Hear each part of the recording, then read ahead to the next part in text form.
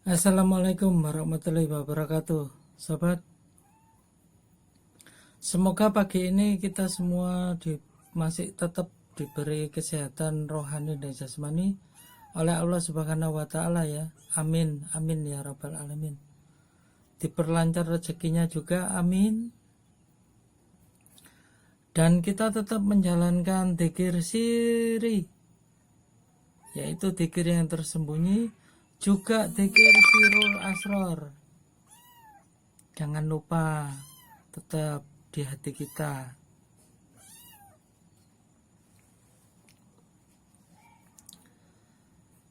Guys, ini saya mau memberi wawasan tentang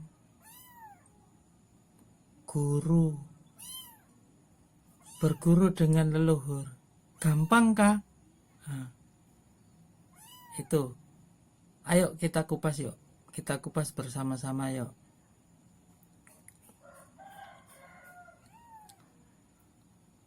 Jujur saja, gampang berguru dengan guru sejati dibanding dengan leluhur. Saya cerita boleh? Oke. Saya pernah lelakon, guys. Gitu loh. Kalau berguru ke leluhur, bisa, misalnya gini, kalian pilih sendiri dengan Sunan Gunung Jati, bisa seperti itu, dengan siapalah pokoknya yang kalian tunjuk, yang kalian minati. Tapi langkahnya berguru dengan leluhur itu ada langkahnya. Saya dulu berguru dengan leluhurnya Mojopahit. Bagaimana cara melakukannya? Ini andai kata frekuensi kita di titik frekuensi ini, frekuensi kita ya, di titik frekuensi 50 ya, 50 megajet katakanlah gitu ya.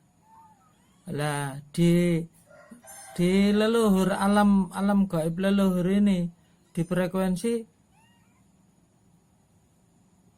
75 katakan. Nah itu kita kurang 25 kan, ini harus kita setarakan. Bagaimana cara menyetarakannya? Satu, sering semedi. Terus kedua, kalau kita berguru dengan leluhur, dulu saya pernah sih leluhur Mojopahit ya. Ya caranya gini, kita sering nyekar, sering tawasul, sering pasang dupo harum-haruman itu, sering apa namanya itu ya,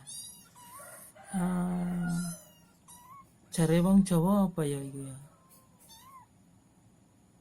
ya nyekar itu mau loh, istiqomah nyekar rutin,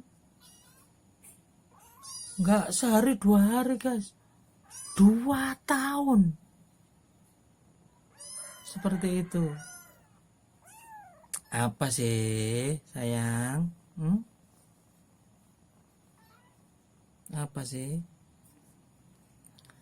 2 tahun lamanya guys. Dan itu kita harus istiqomah ya. Nyekar di makamnya beliau, kita tawasuli, kita kirimi doa, terus secara rutin. Dan nanti kalau frekuensi kita sudah sama mentok, insya Allah, kalau Allah tetap kehendak Allah juga ya, kalau Allah menghendaki, kita akan ditampakkan itu leluhur pada kita. Apa sih, ganggu aja ini si kecil ini, apa? Si kecil ini, kesayanganku ini, si Oren.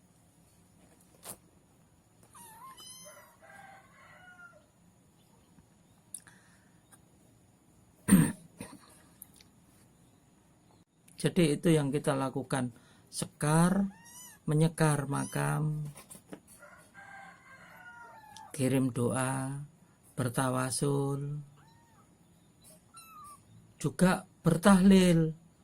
Kalau saya dulu tahlilnya yang pendek-pendek aja, seperti qul huwallahu ahad itu 3 kali, terus dilanjutkan dengan ini trikul itu, terus al-fatihah, habis al-fatihah terus surat kursi, habis surat kursi terus berdoa seperti itu, mendoakan beliau kepada Allah seperti itu.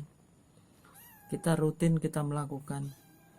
Nah, itu ada positifnya dan ada negatifnya kalau kita belajar dengan leluhur. Kalau kita belajar dengan jati diri kita, aman guys. Karena yang membimbing itu hanyalah Allah yang memiliki hidup. Jadi nggak ada dampaknya sama sekali.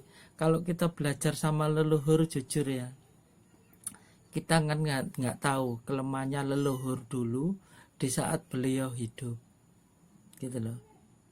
Jujur, kalau kalian memakai kekuatan leluhur, itu negatifnya gini guys. Bila di saat leluhur itu, di saat zamannya dia hidup, dia itu punya fisik bungkuk. Nah, seperti itu contoh aja ya, punya fisik bungkuk. Mau nggak mau, kita seperti itu. Kesaktiannya pun juga kita mampu seperti itu, seperti dia. Nah, seperti itu. Itu. Nanti dengan sendirinya kita berjalan ya seperti leluhur itu, gitu loh. Juga dia di saat leluhur itu, di masa hidupnya itu, dia katakanlah bermusuhan dengan siapa gitu ya, kita juga terespon di otak pikiran ini, oh itu musuh saya, seperti itu kejelekannya guys.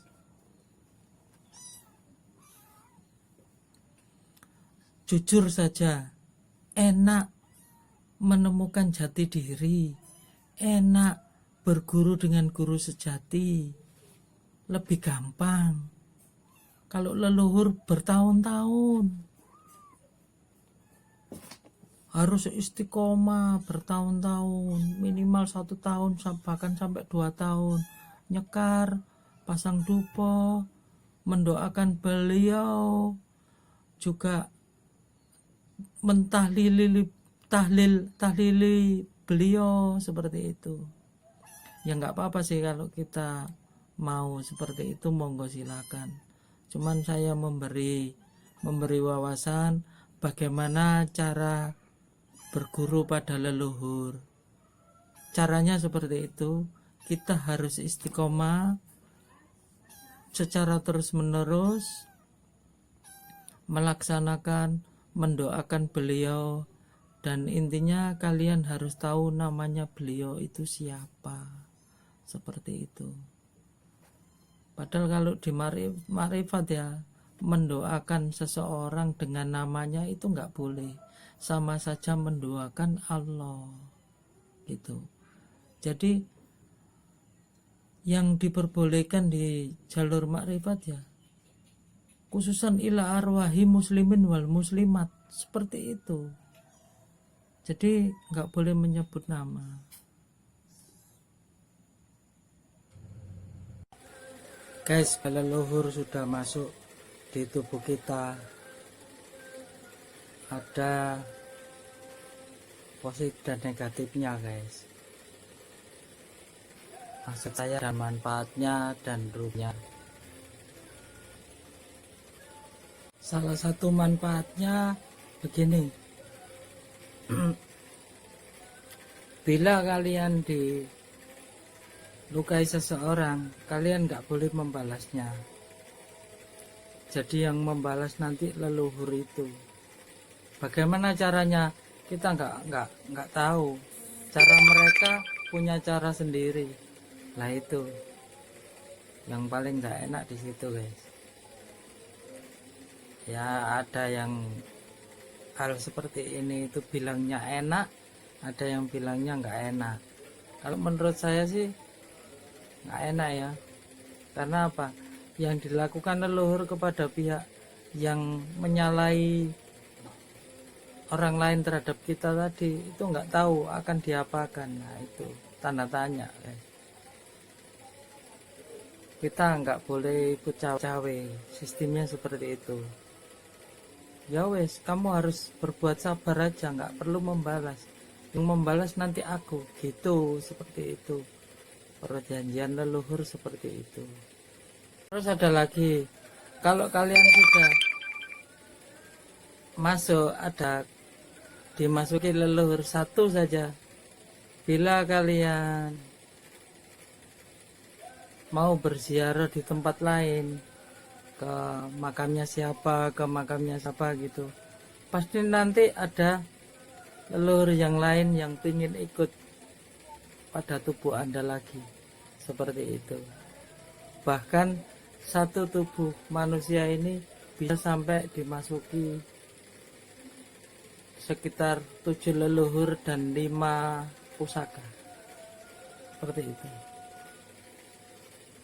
Terus ada kesibukan lagi, kita itu sudah mikir pekerjaan, terus kalau kita sudah ada leluhur di badan itu, kita harus melakukan ritual sesajen.